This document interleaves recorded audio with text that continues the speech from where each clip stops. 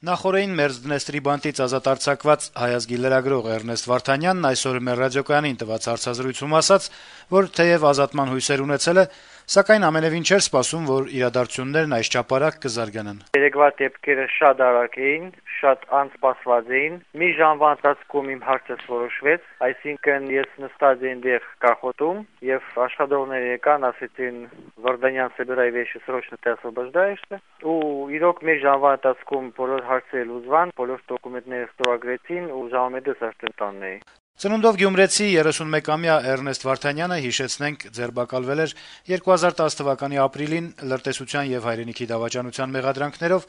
եւ դատապարտվել 15 տարվա ազատազրկման։ Լրագրողական եւ իրավապաշտպան գործունեությամբ զբաղվող մի շարք կազմակերպություններ շինծու էին համարում այդ մեղադրանքներն ու պնդում, որ դրանց հիմքում լրագրողի քննադատական եւ սուր հոդվածներն էին Մերձդնեստրի նախագահ Իգոր Սմիրնովի ու իշխող վարչակազմի հասցեին։ Հայտարարություններ էին հնչում նաեւ այն մասին, որ Էրնեստ Վարդանյանի ինքնախոստովանական ցուցմունքները կորզվել են ճնշումների եւ սպառնալիքների ներքո։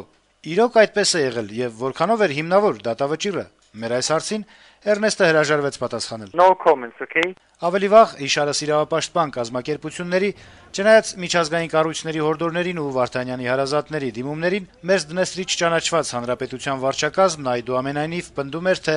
երկու երեխաների հորը վաղաժամկետ ազատ արձակելու հարցը կարող է քննարկել 2017 թվականից ոչ շուտ։ Մերձդնեստրի ղեկավար Իգոր Սմիրնովը մինչդեռ օրերս հայտարարել է, որ մամուլի ազատության համաշխարհային օրվա կապակցությամբ ներում է շնորհել Էրնեստ Վարդանյանին։